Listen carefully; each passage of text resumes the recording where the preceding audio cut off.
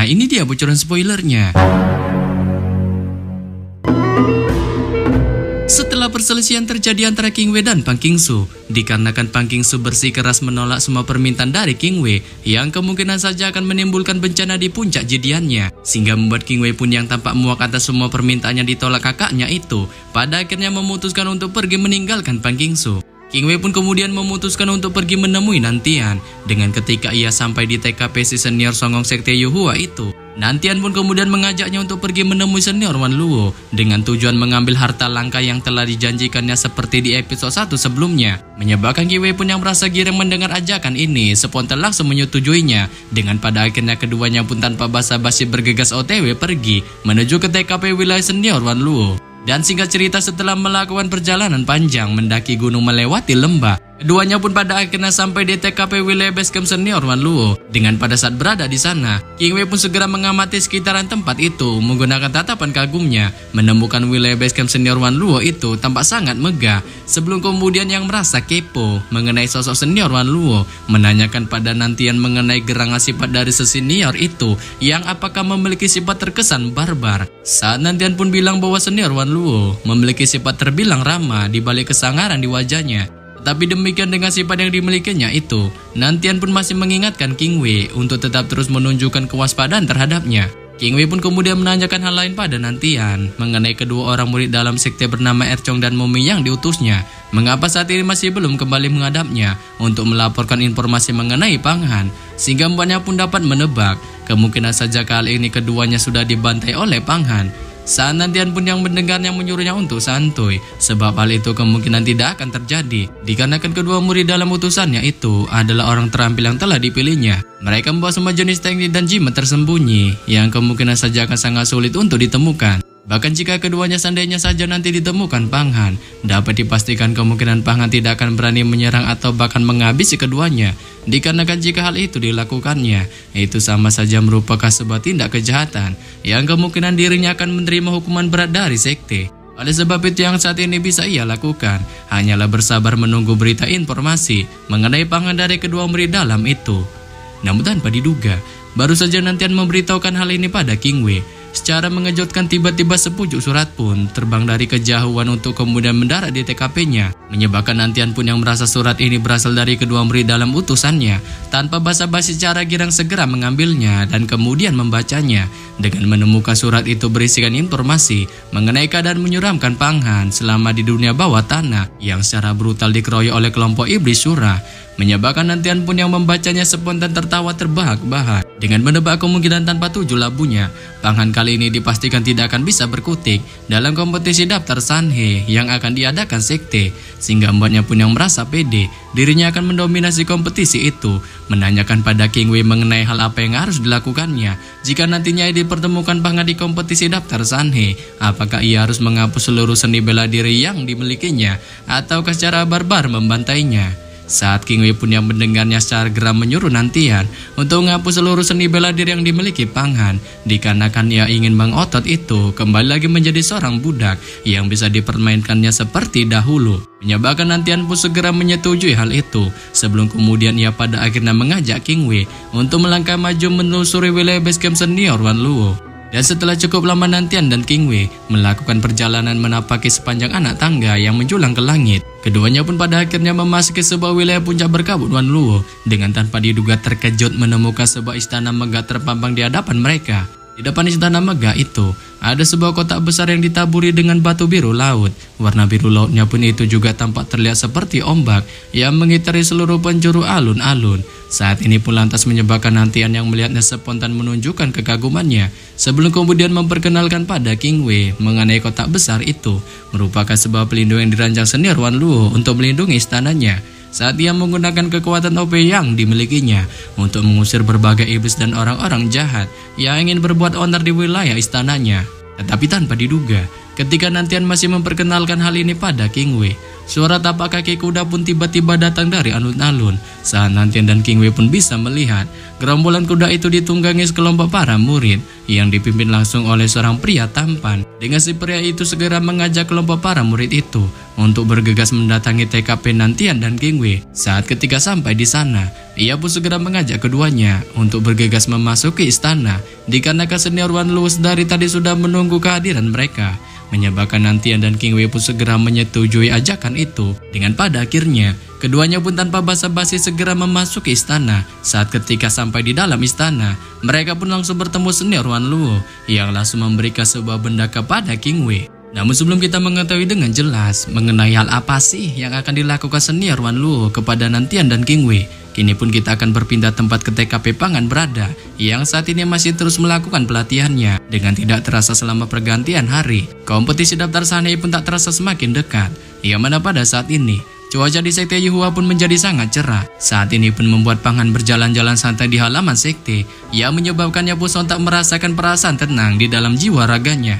Tetapi ketika Pangan masih secara santuy berjalan di halaman sekte, suara Yan pun tiba-tiba terdengar di benaknya dengan memberitahukan beberapa hari lagi kompetisi daftar Sanhei pun akan dimulai. Saat ini diketahuinya dari beberapa murid dalam sekte yang mulai menunjukkan kebingungannya, membuatnya pun segera mendesak Pangan untuk menggunakan sebuah ramuan obat darinya yang telah disempurnakannya dan direndamnya di air suci Huang Kuan. Sebab ramuan obat itu memiliki kegunaan dapat meningkatkan kemampuannya sebelum dimulainya kompetisi daftar Sanhei. Menyebabkan Pangan pun yang mendengarnya mematuhi perintah dari Yan itu. Dengan segera ia mengeluarkan ramuan obat itu dan membuka segel yang membungkusnya. Tetapi di sini Pangan pun tidak memilih untuk meminum ramuan obat itu seperti halnya bermacam ramuan pada umumnya, melainkan ia memilih untuk menyatukannya ke dalam mananya. Dengan ketika ramuan obat itu menyentuh mananya, tanpa diduga fenomena ledakan yang sangat dahsyat pun segera terjadi, berubah menjadi pusaran air bintang yang tak terhitung jumlahnya untuk kemudian membungkusnya di dalamnya. Menyebabkan Pangan pun sontak merasakan efek menakjubkan ramuan obat itu, sehingga membuatnya pun spontan melontarkan pujiannya. Dengan kali ini menunjukkan mode berlutut di tanah, memaksa mananya menelan potensi ramuan obat. Sebelum pada saat yang sama, setelah cukup lama menyatukan ramuan obat itu ke dalam mananya, ramuan obat itu pun pada akhirnya sepenuhnya bersatu bersama mananya, sehingga menyebabkan kemampuan di dalam tubuh Pangan pun saat ini tiba-tiba melonjak sangat pesat. Setelah lonjakan kekuatan dialami Pangan pun spontan menunjukkan kegirangan di raut wajahnya. Dengan tidak menyangka kemampuan di dalam tubuhnya terus-menerus mengalami peningkatan yang sangat pesat. Namun tanpa diduga, ketika kegirangan ini masih dialami Pangan, secara mengejutkan suara lonceng dari kuil sekte pun tiba-tiba terdengar. Saat ini pun lantas menyebabkan Yan yang mendengarnya segera memberitahukan Pangan mengenai bunyi lonceng itu, yang merupakan pertanda awal panggilan para murid dalam sekte untuk mengikuti kompetisi daftar Sanhei. Oleh sebab itu Yan pun segera memberitakan Pangan untuk bergegas OTW ke TKP kompetisi. Menyebabkan Pangan pun yang mendengarnya segera menyetujui hal itu.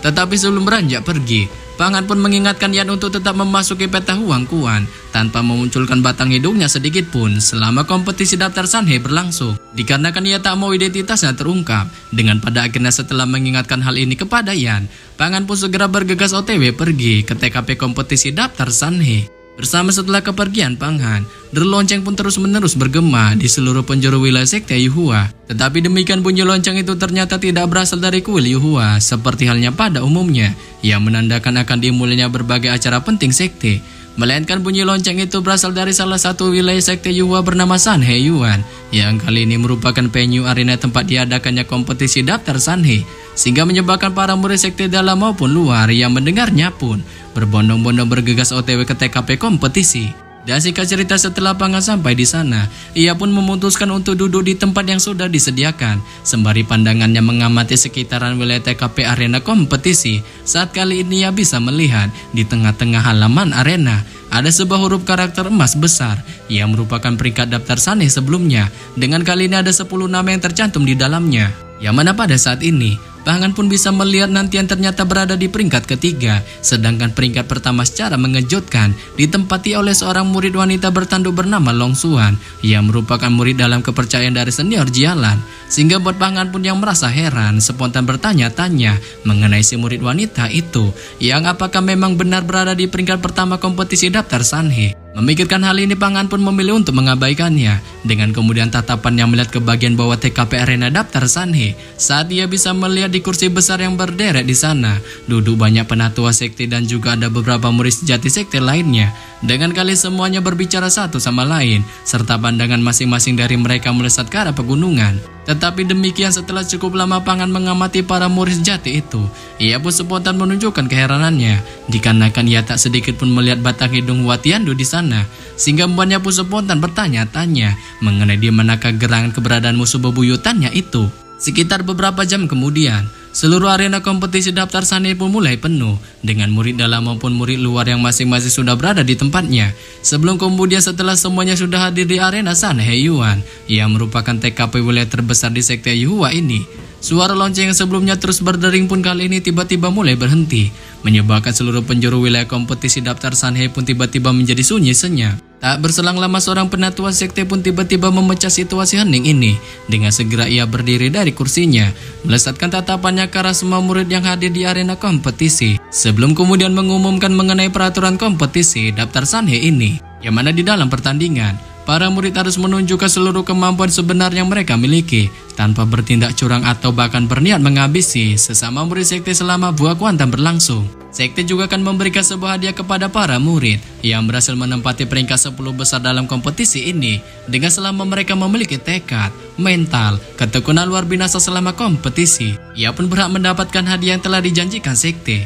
Oleh sebab itu, si penatua itu pun mengingatkan sekali lagi kepada semua murid untuk bersungguh-sungguh dalam mengikuti kompetisi daftar Sanhe, sebab kompetisi ini merupakan ajang pembuktian untuk menunjukkan kemampuan di dalam jati diri mereka. Sebelum pada akhirnya, setelah mengingatkan hal ini, si penatua itu pun tanpa basa-basi segera memulai kompetisi daftar Sanhe. Setelah dimulainya kompetisi daftar Sanhe, salah seorang penatua lain pun segera mengumumkan pertandingan pembuka dalam kompetisi ini.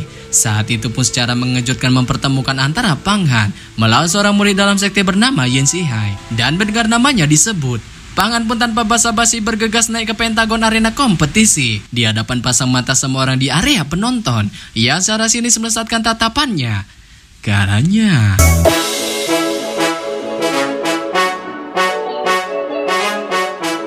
Yap. Sampai di sini saja saya menyampaikan bocoran spoiler Immortality Season 3 episode 6 yang baru tayang Jumat ini. Akhir kata saya ucapkan bye-bye.